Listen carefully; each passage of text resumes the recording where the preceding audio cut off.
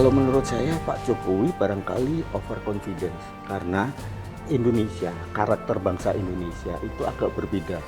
Walaupun kita paternalistik, gotong royong dan mengikuti atasan, apabila suatu saat atasan tersebut atau pemimpin tersebut bermasalah bisa berbalik arah sama sekali.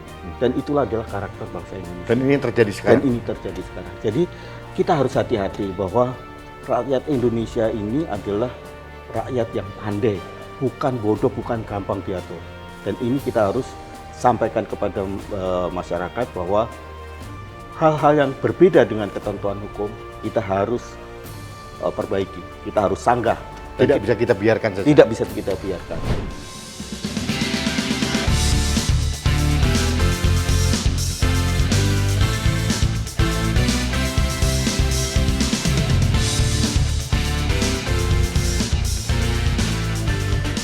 Halo sahabat Indonesia, kita bertemu kembali dalam kanal Anak Bangsa Podcast. Sahabat Indonesia, perkembangan politik akhir-akhir ini cukup memprihatinkan. Siapa kawan, siapa lawan bisa bertukar tempat dengan mudahnya.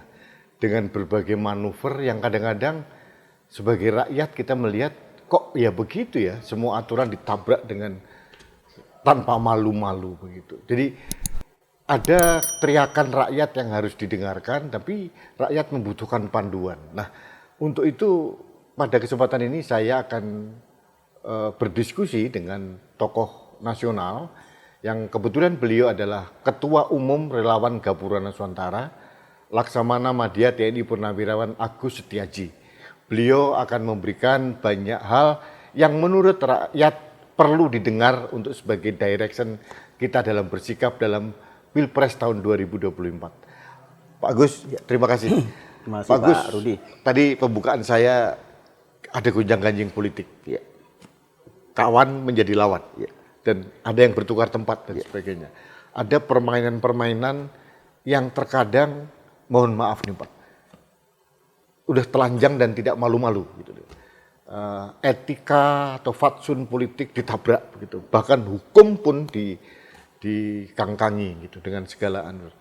Sebagai tokoh nasional Pak Agus, dan Bapak juga pernah menjadi Sekjen Kementerian Pertahanan waktu di Pak Prabowo.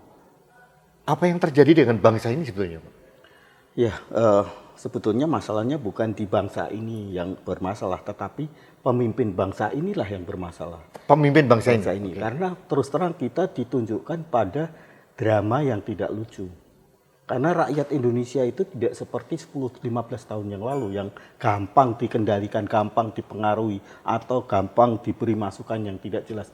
Rakyat kita itu mohon diketahui, rakyat kita pintar-pintar, apalagi anak muda saat ini.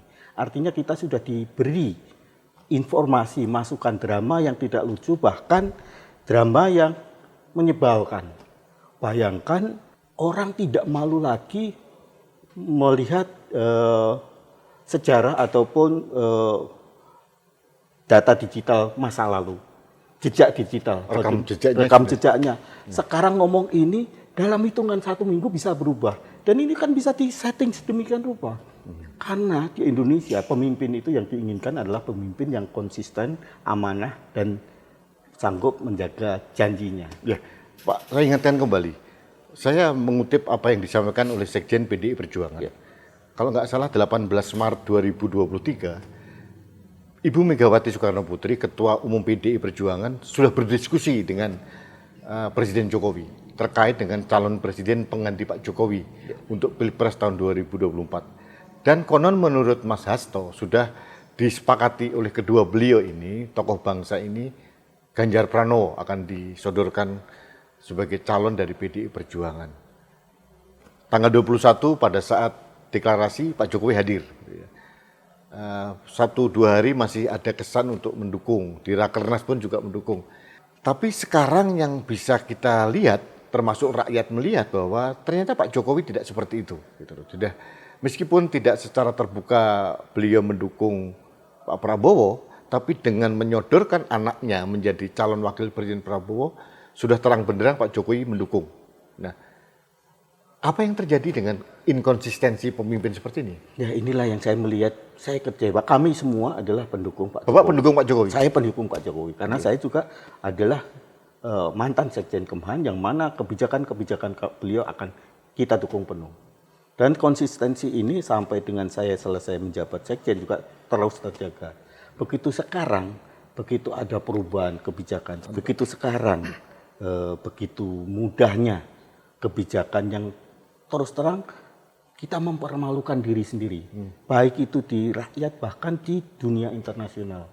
Saya baca sendiri di dunia internasional begitu melecehkannya. Kalimat-kalimat dari media di Jerman, di Perancis dan lain-lain menyatakan adalah politik yang berkaitan dengan dinasti. Karena memang jawabannya pasti akan bilang, loh ini bukan dinasti karena ini adalah sesuai ketentuan rakyat yang memilih. Nah kalau sudah seperti itu, rakyat itu lebih pandai loh sekarang. Kita bisa tahu. Mohon maaf, ini kalau saya bilang nih, mohon nanti dikonfirmasi. Pak Jokowi ini overconfidence ya, terlalu percaya diri bahwa apapun yang diputuskan atau diarahkan beliau pasti diikuti rakyat. Karena selama ini kan pujaan terhadap beliau, puja-pujinya luar biasa. Tapi ternyata rakyat Indonesia tidak seperti yang beliau harapkan. Yang terjadi adalah gelombang penolakan terhadap sikap Pak Jokowi. Menurut Pak Agus? Kalau menurut saya Pak Jokowi barangkali overconfidence. Karena Indonesia, karakter bangsa Indonesia itu agak berbeda. Walaupun kita paternalistik, gotong royong dan mengikuti atasan.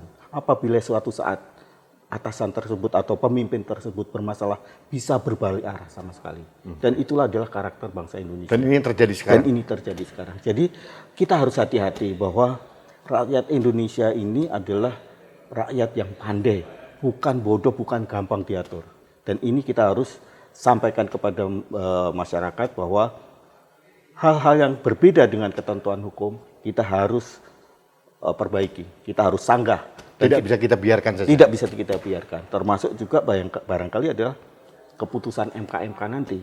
Okay. Kita harus berpihak kepada rakyat. Oke, harapan Bapak apa terhadap putusan MK? Harapan MK ya sesuai dengan aspirasi rakyat semuanya bahwa pemilihan ataupun proses seorang Gibran menjadi wakil presiden itu sudah cacat hukum. Dan itu semua sudah terlihat terang benderang.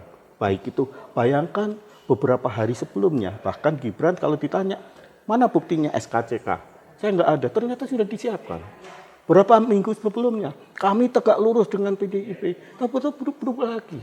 Ada yang ngomong, anak saya kan masih muda, masih baru 1 tahun. 2 tahun. 1,8 bulan menjabat.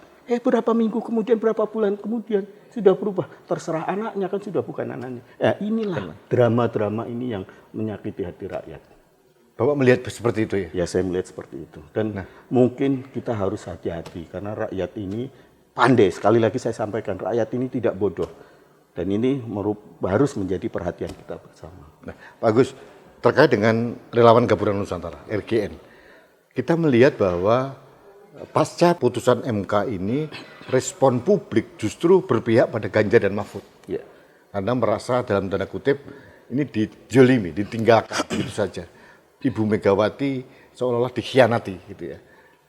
Nah, strategi apa yang akan Bapak sampaikan di internal Relawan Gabungan Nusantara menyikapi perkembangan terakhir ini? Jadi kami dari RGNI melihat semua kejadian yang ada.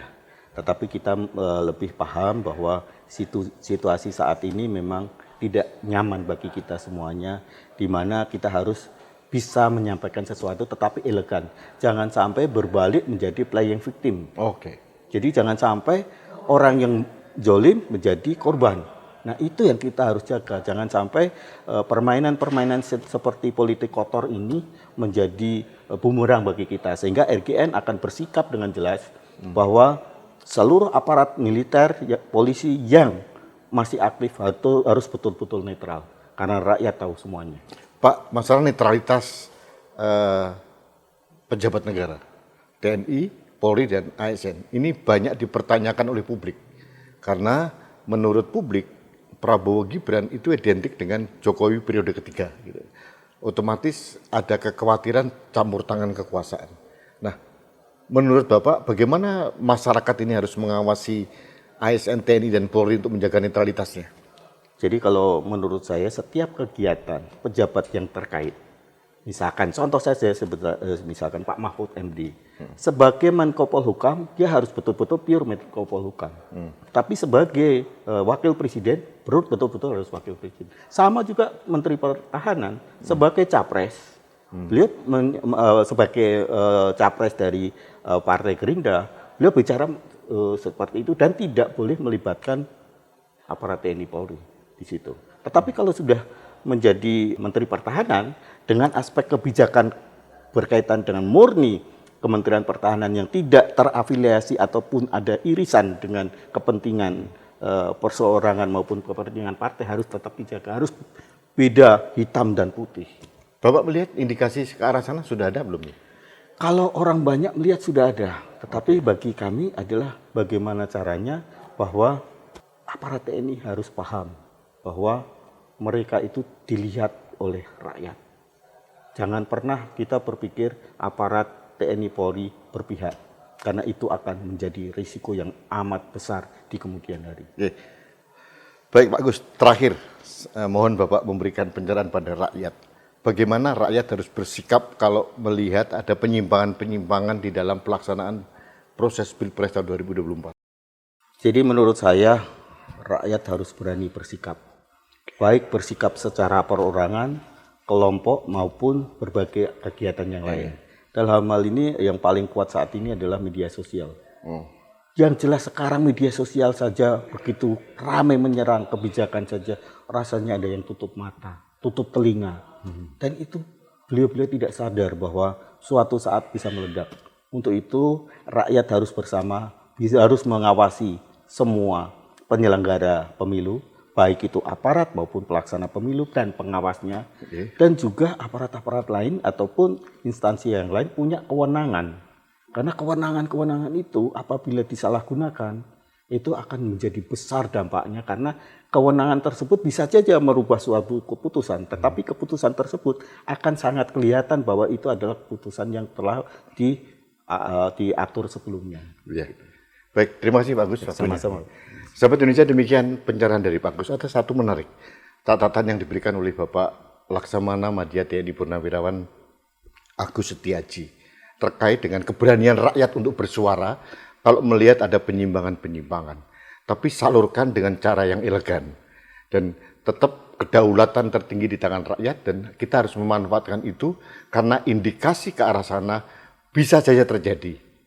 Karena aroma-aromanya sudah tercium mulai sekarang dan kita sebagai rakyat harus berani bersuara seperti yang disampaikan oleh Bapak Agus Setiaji tadi. Terima kasih. Kita bertemu kembali dalam Kanal Anak Bangsa Podcast selanjutnya. Sampai jumpa. Terima kasih.